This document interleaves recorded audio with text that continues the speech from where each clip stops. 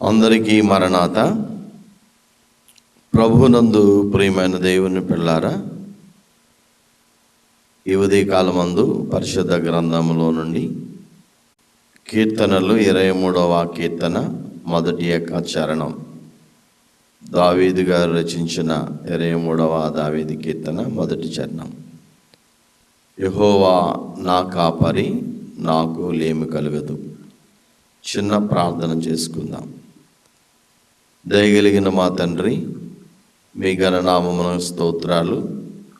చదవబడిన వాక్య భాగములో నుండి కొన్ని మాటలు మీరు మీ ఆత్మ సహాయం ద్వారా అందించి మా విశ్వాసాన్ని బలపరచమని మంచి బోధకుడైన యేసు నామములో ప్రార్థిస్తున్నాను పరమ తండ్రి, ఆమెన్. మన ప్రభువైన యేసు క్రీస్తు వారి కృపయు ఆయన సమాధానం మీ అందరికీ కలుగునుగాక, ఆమెన్.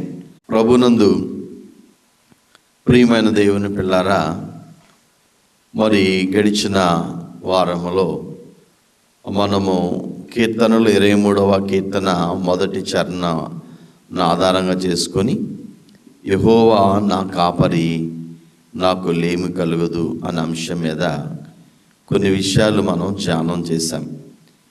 ఈరోజు కాపరి వలన కలిగే ప్రయోజనములు, యూజెస్ ఆఫ్ షెఫర్డ్ అనే అంశాన్ని మీ ముందుంచాలని ఆశపడుతున్నాను. కాపరి, గొర్రెలను కాసే కాపరి వలన ఉపయోగాలు ఏంటి అని మనం ఆలోచించినప్పుడు, యేసుక్రీస్తు ప్రభు మంచి కాపరిగా, గొర్రెలకు మంచి కాపరిగా ఆయన ద్వారా కొన్ని సంగతులు నేర్చుకుంటూ కాపరి వలన, ప్రభువైన యేసుక్రీస్తు అనే ఆ మంచి కాపరి వలన నరగొర్రెలైన మనకు కలిగే మేలులు, ఉపయోగాలు ఆలోచన చేద్దాం.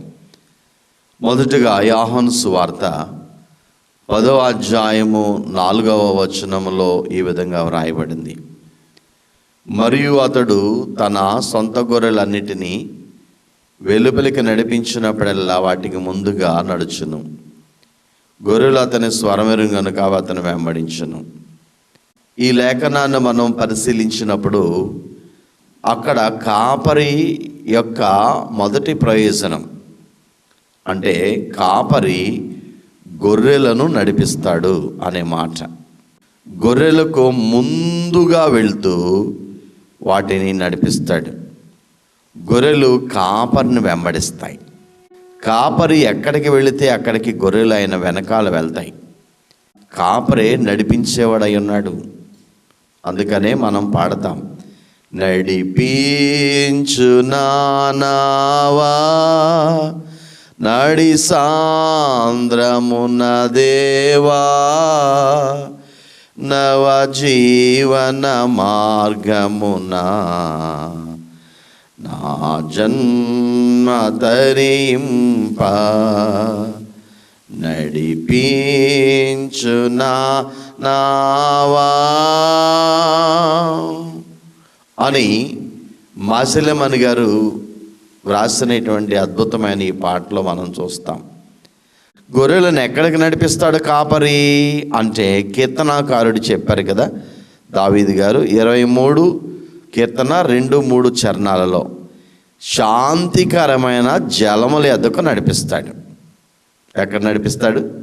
శాంతికరమైన జలములు.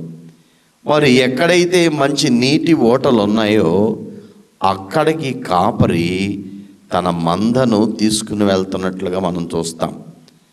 ఇక పచ్చిక గల చోట్ల ఆయన పరుణ చేయుచున్నాడు, శాంతికరమైన జలముల యొద్దకు నన్ను నడిపించున్నాడు, నీతి మార్గములలో నన్ను నడిపించుచున్నాడు, నా ప్రాణమునకు ఆయన సేద తీర్చుచున్నాడు, తన నామమును బట్టి నీతి మార్గములలో నన్ను నడిపిస్తున్నాడు. నీతి మార్గం అనగా రైట్ వే, యథార్థమైన మార్గం, మంచి మార్గం. గొర్రెలను సరైన దారిలో నడిపిస్తాడు ఈ కాపరి. నర్రగొర్రెలమైన మనము ఆ మంచి కాపరైన మన ప్రభుని వెంబడించు వారంగా ఉండాలి. ఆయన ఎలా వెళ్తే అలా మనం వెళ్ళాలి. నడిపిస్తాడు నా దేవుడు, శ్రమలోనైనా చేయి విడువడు, నడిపిస్తాడు నా దేవుడు. శ్రమలోనైనా నన్ను విడువడు. అడుగులు తడబడినా, అలసట పైబడినా, అడుగులు తడబడినా, అలసట పైబడినా, చెయ్యి పట్టి వెన్ను తట్టి చక్కని ఆలోచన చెప్పి, చెయ్యి పట్టి వెన్ను తట్టి చక్కటి ఆలోచన చెప్పి నడిపిస్తాడు నా దేవుడు. శ్రమలోనైనా నన్ను విడువడు. కాబట్టి ప్రభునందు ప్రియమైన దేవుని పిల్లారా, ఆ మంచి కాపరైన మన ప్రభువే నరగొర్రెలమైన మనలను ఆయన నడిపించుతాడు. నీతి మార్గంలో శాంతికరమైన జలం ఎద్దుకు నడిపిస్తాడు.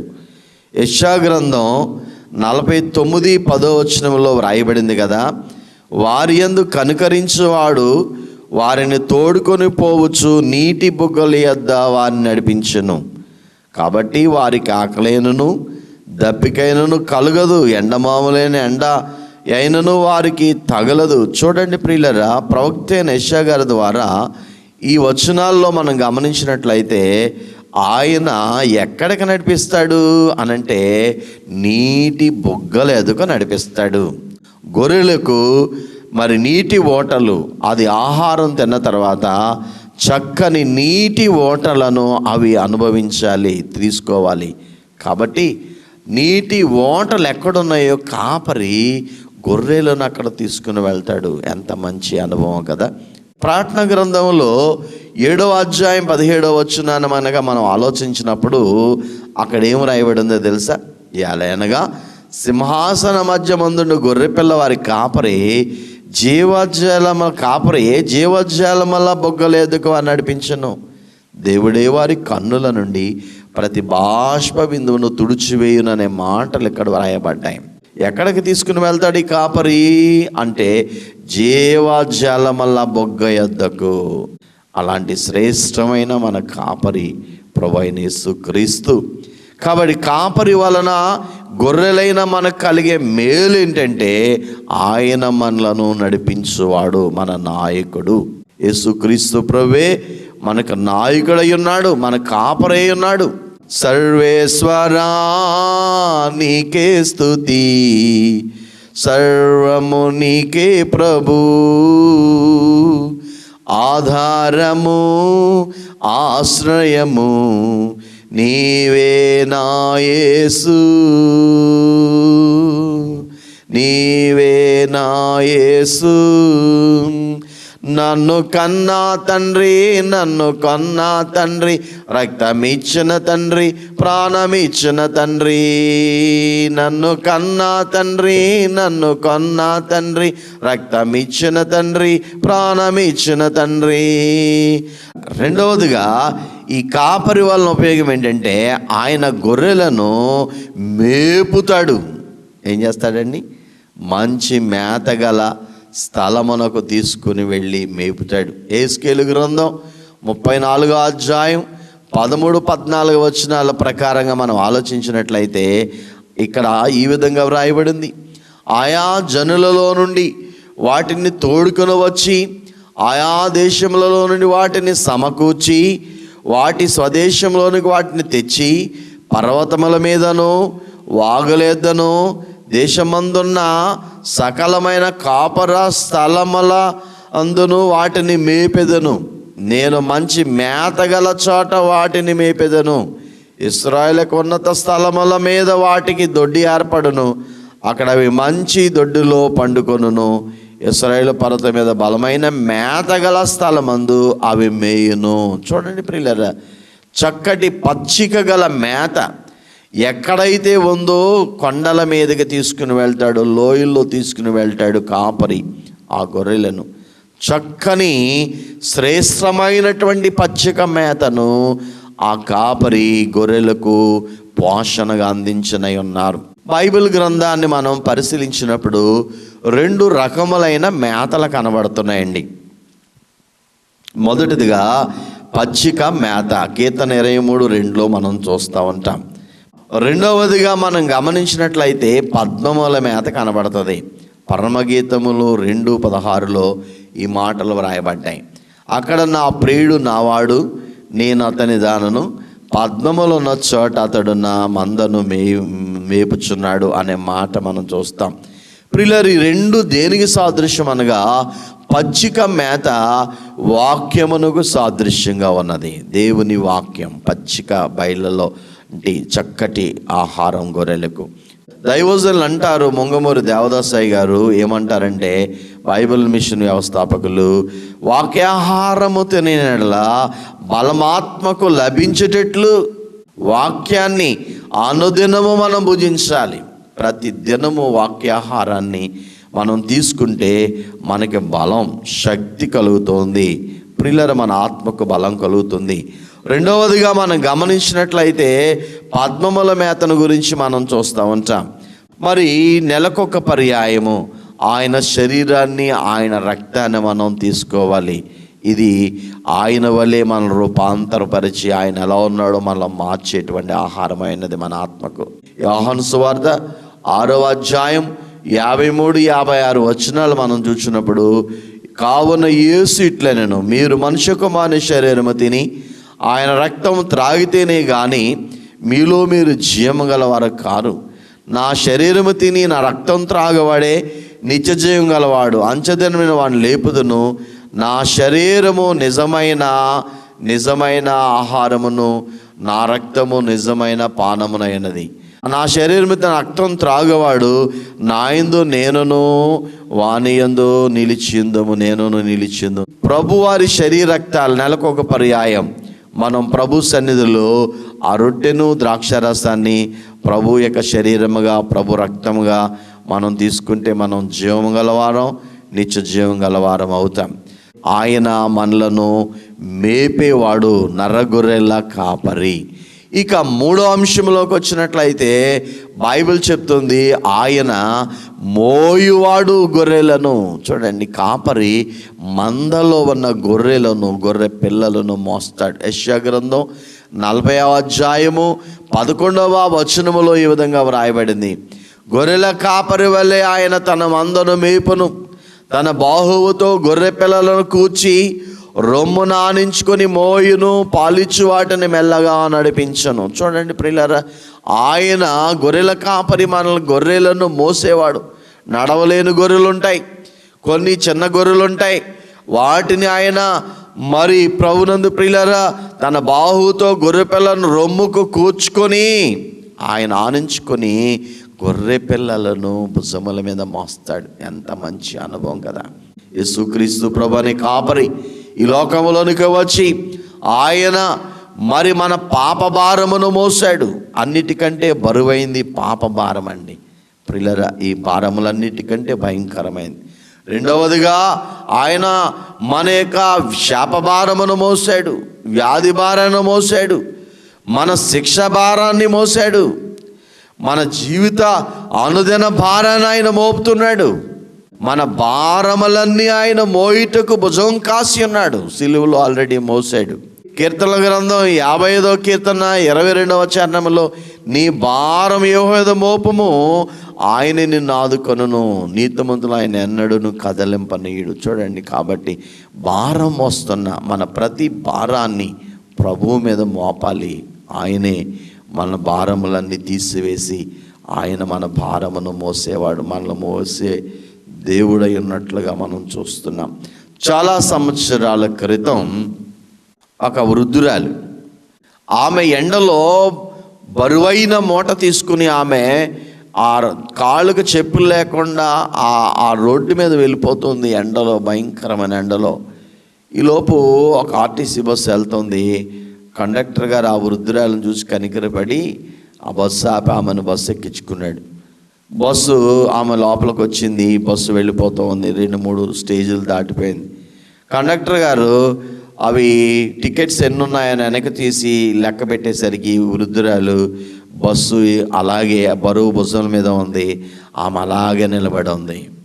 అప్పుడు కండక్టర్ గారు అడిగారు, మామా నేను బస్సు ఎక్కమంది ఎందుకు అని అంటే, అయ్యా మరి ఇప్పటికే ఎందరు మనుషులు భారం మోస్తుంది బస్సు, నా భారం మోస్తుంది, ఈ బరువు ఎక్కడ మోస్తుంది అని చెప్పి నేను నిలబడే ఉన్నాను బాబు అని చెప్పింది. చూసారా ప్రియులారా, ఎంత విచారకరం. క్రైస్తవ సంఘములో మరి నేటికి కూడా అనుభవంగా ఉన్నటువంటి వృద్ధులైపోతున్నారు, కానీ వారి భారములన్నీ ప్రభు మీద మోపడానికి ఇష్టపడట్లేదు. యేసుక్రీస్తు ప్రభు మరి ఆయన గొర్రెలను మోయువాడు. ఇక 4వదిగా కాపరి గొర్రెల కొరకు ఏం చేస్తాడంటే ప్రాణం పెడతాడు అవసరమైతే. యోహాను సువార్త 10వ అధ్యాయం 11వ వచనములో, నేను గొర్రెలకు మంచి కాపరి గొర్రెల కొరకు తన ప్రాణం పెట్టును. యేసుక్రీస్తు ప్రభు ఈ లోకానికి వచ్చి మన పాపమును కొరకు, మన శాపం కొరకు, మన వ్యాధులు, మన నిత్య శిక్ష, ఆ మరణం, పాతాళం, అగ్నిగుండము నుండి తప్పించట కొరకు మన కొరకు ఆయన సిలువలో ప్రాణం పెట్టాడు. కొన్నిసార్లు కాపరి గొర్రెలను తీసుకుని వెళ్తున్నప్పుడు క్రూర మృగాలు ఎదురవుతూ ఉంటాయి. వాటిని కాపరి మరి జీతగాడైతే గొర్రెలు విడిచి పారిపోతాడు, కాపరి అయితే ప్రాణాలకు తెగించి వాటిని సంహరించి గొర్రెలను కాపాడుతూ ఉంటాడు. ఎంత మంచి అనుభవం కదా. మరి కీర్తనల గ్రంథం 22వ అధ్యాయం 12-16 వచనాలు కనుక మీరు చూసినట్లయితే అక్కడ 3 రకములైనటువంటి మరి మృగములను గురించి వ్రాయబడి ఉన్నది. ఒకటి, వృషభములు అనేకములను చుట్టుకొని ఉన్నవి, భాషానుదేశ బలమైన వృషభములను ఆవరించినవి. 2, చీల్చుచును గర్జించును సింహం వలె వారు నోలు తెరచి ఉన్నారు, నా హృదయమును అంతరంగమును అందుమైనలు కరిగి ఉన్నది. ప్రియులరా, నేను నేల వలె పారబేడ నా ఎముకలను తప్పాను అని చెప్తూ అక్కడ ఇంకొక మాట ఉంటుంది, కుక్కలు నన్ను గుంపుకూడి, అంటే కుక్కలు నన్ను చుట్టుకొని ఉన్నవి, దుర్మార్గులు గుంపుకొని నన్ను ఆవరించున్నారు, వారు నా చేతులను నా పాదములను పొడుచున్నారనే మాటలు వ్రాయబడి. వాస్తవానికి దావీదు గారు అనుభవించిన శ్రమల గురించి వ్రాయబడిన ఇది యేసుక్రీస్తు ప్రభు పడిన ఆ సిలువ శ్రమలకు సాదృశ్యం. 3 రకాలైనటువంటి మృగాలు అక్కడ కనబడుతున్నాయి. ఒకటి, వృషభములు అనగా ఎద్దులు, భాషానుదేశపు ఎద్దులు. భాషానులో చక్కటి మేత ఉంది, అక్కడ ఉన్న ఎద్దులు బలిష్టమైనవి, క్రూరమైనవి కూడా, చాలా కోపిస్తవి. అలాగే ప్రియులరా, ఈ ఎద్దులకు సాదృశ్యం యోధానాయకులు, శాస్త్రులు, పరిసయ్యులు, అక్కడ ఉన్నటువంటి యూదులు, వీళ్ళందరూ పెద్దలందరూ కలిసి యేసు ప్రభుని భయంకరంగా హింసించారండి. శారీరకంగా, మానసికంగా ఆయన్ని చాలా బాధ పెట్టారు. 2వదిగా వారికి సాదృశ్యం వాళ్ళు. 2వదిగా గర్జించు సింహం. అవి అపవాది దురాత్మల చేత ప్రభు బాధపరచబడినట్లుగా ఉంది. 1 పేతురు 5:8 చూసినట్లయితే అక్కడ గర్జించు సింహం ప్రియులరా చీల్చుచు మరి ప్రభుని ఎంతో హింసించింది దురాత్మ, ఆ సాతాను. ఇక కుక్కలు అనగా అన్యులైన రోమా సైనికులు ప్రభువుని చాలా నీచముగా ప్రభువుని వారు హింసించారు. ఈ అన్యుల్లో మనం కూడా ఉన్నాం. యూదులు కాని వారిని అన్యులు అన్నారు కాబట్టి మనం కూడా ప్రభువుని ఎంతగానో బాధ పెట్టాం. అయినప్పటికీ ఈ కాపరి మన కొరకు, గొర్రెలమైన మనల్ని రక్షించే కొరకు మనం వీటికి బలై మనలను కాపాడినట్లుగా మనం చూస్తాం. 5వదిగా మనం ఆలోచించినట్లయితే యోహాను సువార్త 10:15 మనం చూసినప్పుడు కాపరి వలన మరొక ఉపయోగం ఏంటంటే గొర్రెలను బాగుగా ఎరుగును. ఏ గొర్రె ఎలాంటిదో ఆ గొర్రె యొక్క స్థితిగతులను ఎరిగిన వాడై ఉన్నాడు. యోహాను సువార్త 10:15 చూస్తే తండ్రి నన్ను ఎలాగ ఎరుగునో, నేను తండ్రిని ఎలాగ ఎరుగుదునో అలాగే నేను నా గొర్రెలను ఎరుగుదును, నా గొర్రెలు నన్ను ఎరుగును, మరి గొర్రెల కొరకు నా ప్రాణం పెట్టుచున్నాను. గొర్రెలను తండ్రి కుమారునిలాగా ఎరుగునో గొర్రెలైన మనల్ని కూడా ప్రభు ఎరుగును. ఎందుకంటే మనల్ని పుట్టించాడు ఆయనే. మన స్థితిగతులు, మన పరిస్థితులు ఎలాగున్నావో ఆయనకి తెలుసు. అలాగే రోమాపత్రిక 8:29-30 మనం చూసినట్లయితే అక్కడ మన పరిస్థితులను ఎరిగినట్లుగా మనం చూస్తూ ఉంటాం. కీర్తన 139 1-4 వచనాలు మనం చూసినట్లయితే ఆయనట మనల్ని పరిశోధించి ఉన్నాడు. నేను కూర్చుండడం లేచుట నీకు తెలియను, నాకు తలంపు పట్టక అనుభవను, నా మనసు గ్రహించుచున్నావు, నా నడకను నా పడకను పరిశీలన చేయించున్నావు, నా చర్యలన్నిటినీ బాగుగా తెలుసుకొని అన్నావు. యెహోవా మాట నా నాలుక రాకమునుపది నీకు పూర్తిగా తెలిసి ఉన్నది. వెనుకను ముందు నువ్వు నన్ను ఆవరించున్నావు, నీ చేయి నా మీద ఉంచున్నావు అని దావీదు అంటూ ఉంటాడు. ఆయన మనం మాట్లాడక ముందే మనం ఏం మాట్లాడతామని తెలుసు.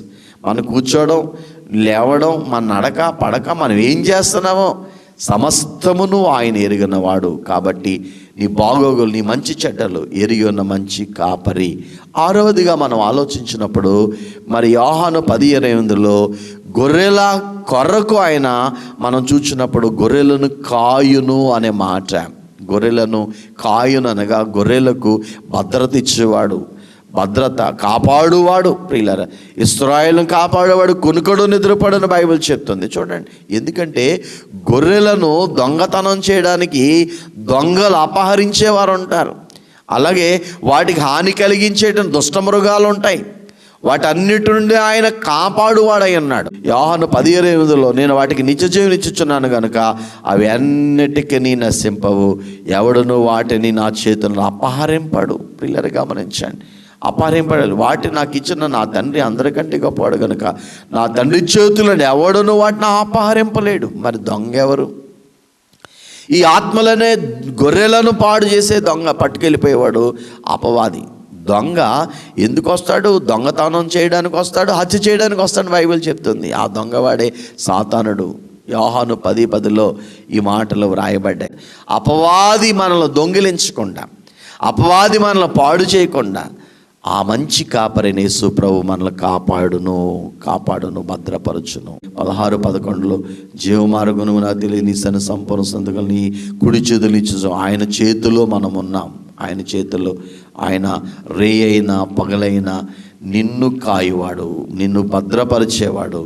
నిన్ను ఆయన ఎలా కాపాడుతున్నాడంటే, కోడి తన రెక్కల క్రింద తన పిల్లల్ని ఎలా కాపాడుతుందో అలా కాపాడువాడై ఉన్నాడు ప్రభు.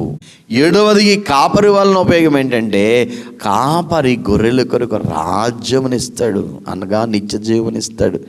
చూడండి, మత్తయి సువార్త 25:34లో వ్రాయబడింది. అప్పుడు రాజు తన కుడివైపునున్న వారిని చూచి, అంటే గొర్రెలను చూచి, నా తండ్రి చేత ఆశీర్వదింపబడిన వారులారా రండి, లోకం పుట్టింది మొదలుకొని మీ కొరకు సిద్ధపరచబడిన రాజ్యమును స్వతంత్రించుకొనుడి అనే మాటలు వ్రాయబడింది. ప్రభునందు ప్రియులారా, గొర్రెల కొరకు ఆయన రాజ్యం ఉన్నది. అంటే పరలోక రాజ్యం, నిత్య జీవము, యుగ యుగాలు ప్రభుతో పాటు ఉంటాం మనం.